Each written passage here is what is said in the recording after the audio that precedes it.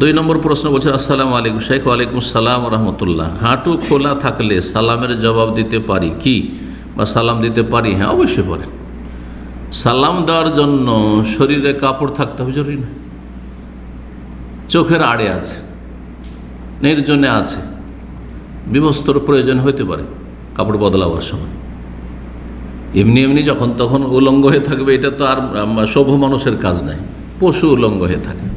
সুতরাং যারা মহিলাদের বেহায়া বেপরদার উলঙ্গ হওয়াকে সভ্যতা মনে করে, হ্যাঁ, তাদের চাইতে সভ্য হচ্ছে পশুরা, হিংস্র পশু, বন জঙ্গলের পশুরা। এটাই যদি সভ্যতা হয়, জি। যার ফলে বেহায়া বেপরদা যারা, তাদের মধ্যে পাশবিক চরিত্র রয়েছে, হিংস্র চরিত্র রয়েছে, তারা বন জঙ্গলের পশুর মতো তারা, জি। আলহামদুলিল্লাহ যে আল্লাহ আমাদেরকে ওইরকম করেননি, জি। মানুষের প্রকৃতি হচ্ছে শরীরকে ঢেকে রাখা, যদি প্রকৃতি তার নষ্ট না হয়, যে বিকৃত না হয়। এই জন্য ছোট একটা বাচ্চা বাপ মায়ের সামনে যদি কাপড় খুলে অভ্যাস থাকে, 5 বছর 7 বছর বাচ্চারা কাপড় খুলে পেশাব পায়খানা সব বাপ মায়ের সামনে খুলবে, অন্যের সামনে কোশ্চিনকালেও খুলবে না। এমনকি ভাই বোনদের সামনেও, আমার ছোট ছোট বাচ্চাদের দেখেছি, ওরা আম্মুর সামনে খুলবে, আমার সামনে প্রয়োজন খুলে দেবে, কারণ আমি বাপ। তো বাপ মায়ের কাছে যে আদর পায়, ওটা অভ্যাস তো হয়ে আছে যে বাপ মা আর কাছে খুলে দেয়। কিন্তু কেউ ভাই বোন দেখে নিয়েছে, মারতে শুরু করে দিয়েছে, কেন দেখলো আমাকে? জি, কিসের জন্য? কারণ প্রাকৃতিকভাবে ফিতরাতান কি আছে, লজ্জা দিয়ে আল্লাহ মানুষকে সৃষ্টি করেছেন, জি। তো আসল হচ্ছে যে মানুষ নিজের আওরাত বা শরীরের ঢেকে রাখার অঙ্গগুলি ঢেকে রাখলে সেটা 2 ভাগে বিভক্ত। একটা হচ্ছে আওরাতে গালিজা, অকাট্য আবৃত রাখার অঙ্গ, সেটা হচ্ছে সওয়াতান, জি, সওয়াতান অর্থাৎ লজ্জা স্থান, সরাসরি সামনের দিক এবং পিছন দিক, সামনের দিক এবং পেছন দিক লজ্জা স্থানের, নিতম্ব পেছন দিকে আর সামনের দিকে লজ্জা স্থান, এতটুকু হচ্ছে আওরাতে গালিজা, কাবিরা গুনাহ কেউ যদি খুলে রাখে কারো সামনে। আর বাকি রান খোলা কাবিরা গুনাহ নয়, অপছন্দনীয়, হারামও না জায়েজও না। তাহলে কি রাত দিন আমাদের দেশে কৃষিকাজ যারা করে না জায়েজ কাজ করছে নাকি? মেহনত পরিশ্রম কাজ করে, ন্যাংটি ছাটে না, কি বলেন আপনারা, লুঙ্গি কাঁচা মারা, ন্যাংটি মারা আমরা দেশে বলে এটাকে আঞ্চলিক ভাষায়। তো নাজায়েজ হারাম কাজ করে না, তবে না প্রয়োজনে করে, প্রয়োজনে করবে। নবী সাল্লাল্লাহু আলাইহি ওয়াসাল্লাম, জি, রান খুলে বসে আছেন। আবু বকর সিদ্দিক রাদিয়াল্লাহু তাআলা আনহু আসলেন, চলে আসো, নবী সাল্লাল্লাহু অবস্থা থেকে গেলেন। উমর রাদিয়াল্লাহু তাআলা পারমিশন নিয়ে আসলেন, ওই অবস্থায় থেকে গেলেন, তার রান খোলা ছিল, রান খুলেছেন। উসমান রাদিয়াল্লাহু তাআলা তারপরে যখন এসেছেন, তাড়াতাড়ি করে রান ঢেকে নিয়েছেন।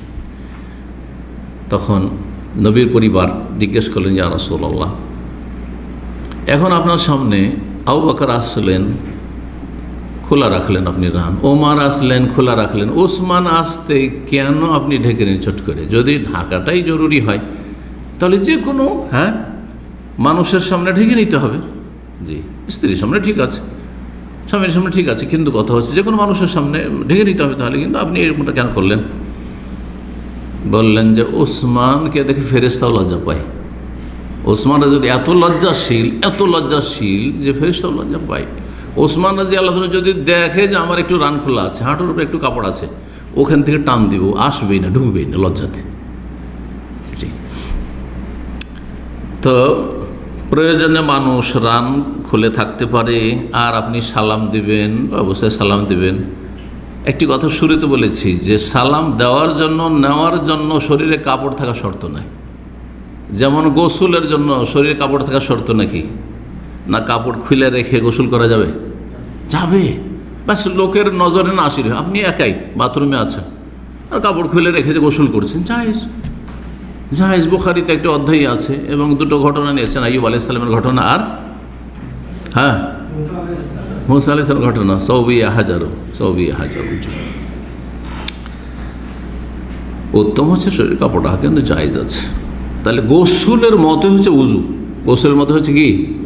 কিন্তু আমাদের বাঙালি সমাজের অধিকাংশ মানুষ মনে করে যে উজুর সময় যদি হাঁটুর ওপরে কাপড় উঠে যায় তো উজু নষ্ট। যার ফলে এখানে অনেক লোকদেরকে দাওয়াতি ময়দানে দেখেছি যে শেখ এক সৌদিকে দেখলাম উজু করছে আর ওই জুব্বাকে উল্টো করে বেঁধে নিয়েছে আর ওর রান খোলা আছে। অসুবিধাটা কি?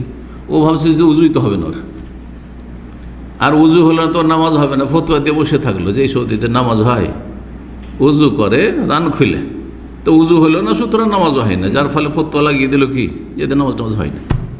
কথা বুঝতে পারছেন? অজ্ঞতার কারণে।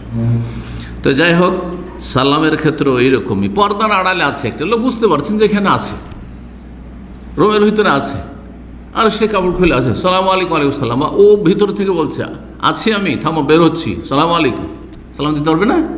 শরীরে কাপড় না উলঙ্গ হয়েছে সেই জন্য সালাম দিতে পারবে, কোনো বাধা নেই।